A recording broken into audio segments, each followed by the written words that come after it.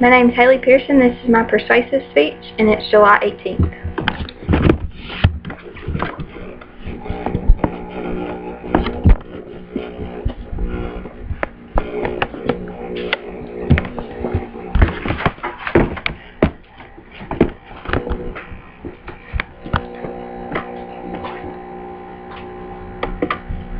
A pet is not just a pet. It's a companion, friend, and sometimes a comforter.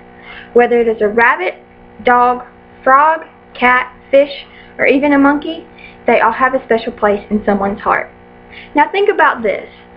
What if someone took a person's pet away from them and did not allow them to have a pet because that pet was a test subject for a product that the population uses almost every day?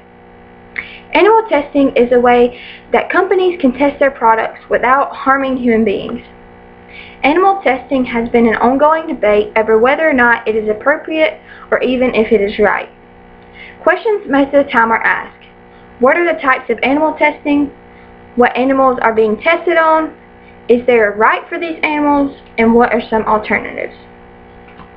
If you look at this picture here, you can see this rabbit has been tested on, and the product that was used has allowed the hair to not grow on him anymore. And this is another test subject. It was injected with a product, and he's still alive. His insides are just coming out. It has been proven that animal testing has been around for quite some time.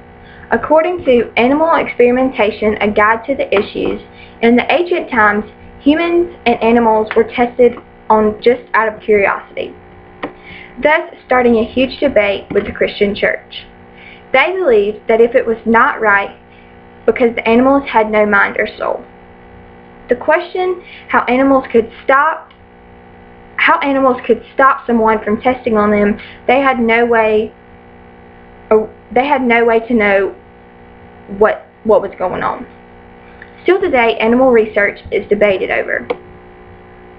There are many different types of research, according to Langford and Animal Experimentation.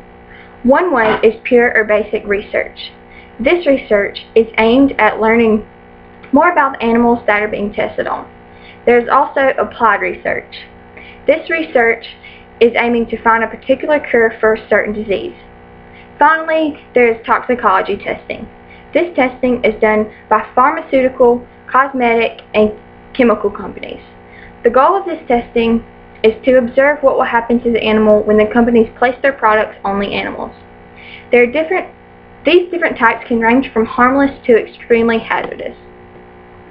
Some people may ask, is drug testing on animals beneficial? Some may say yes, because if the scientists have no idea what the product will do to a human body, then they will not allow the product to be tested. But they are wrong.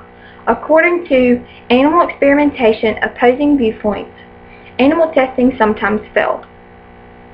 They give examples such as the arthritis drug Vioxx, which was taken out of the global market, appeared to be safe and even beneficial to the heart of animals, but caused as many as 140,000 heart attacks and strokes in the U.S. alone. And that drug was tested on animals. That is just not one of the drugs tested on animals that have failed. In Animal Experimentation Opposing Viewpoints, it is stated that pharmaceutical companies conduct animal tests simply to satisfy the government regulators. This is because if a drug has a harmful side effect on a human, the company can refer to a terrible animal test that has been performed and say they have done their best to make sure that there are no tragedies. Genetically modified animals, defined by Wikipedia, genetically modified organism, GMO, or genetically engineered organism, GEO, is an organism which genetic material has been altered using genetic engineering techniques. As you can see, this is a tomato. You can't really see it clear unless you look up to it really close, but the GMO tomato is a lot browner and larger than the organic red tomato. And these tomatoes, the brown one has GMOs.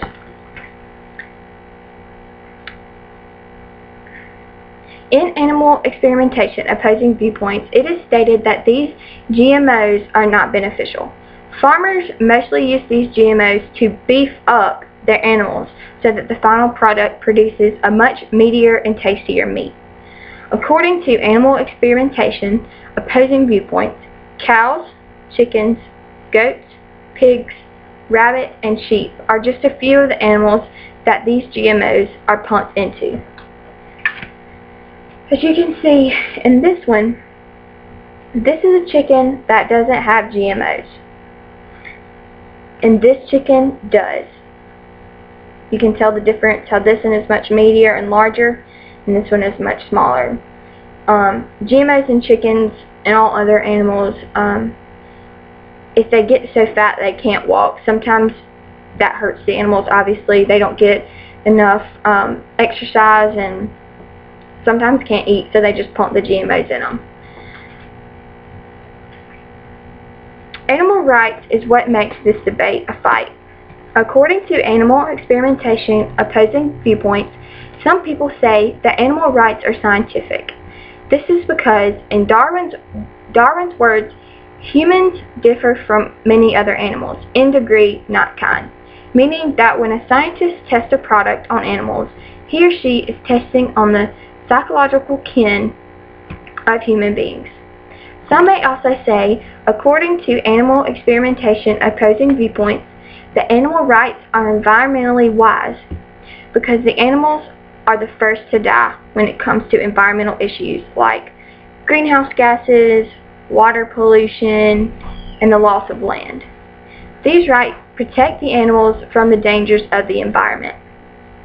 The major point that Animal Experimentation Opposing Viewpoints makes is that, like humans, many other animals are psychological beings, and they have the right of their own. So what are the alternatives? According to Animal Experimentation Opposing Viewpoints, new drugs go through 3 testing phases: in vitro, computer, animal testing, and human trials. There is no 100% exactness with new medicines.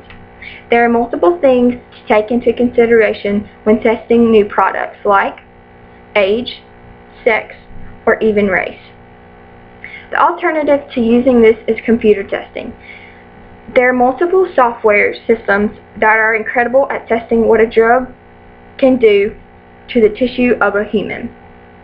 Scientists also could do clinical testing, where they would simply take tissue from a human and test it with a new drug instead of injecting it straight into the human. This way, an animal is hardly ever tested on. If the people want to improve the drug, then the only thing that can be done is to test the drug on humans themselves. Animal testing has been an ongoing debate over whether or not it is appropriate or if it's even right. Whether the animals are tested on or the type of testing that is done, it is still harmful and still not right. These humans have no voice, which is why someone needs to take a stand and put a stop to all this insanity. The human race is making animals suffer for their benefit. Why make the animals suffer when they do not have a say-so in whether or not they can be tested on or not? The human race needs to stand up for what they believe in and stop allowing these animals to suffer. Thank you.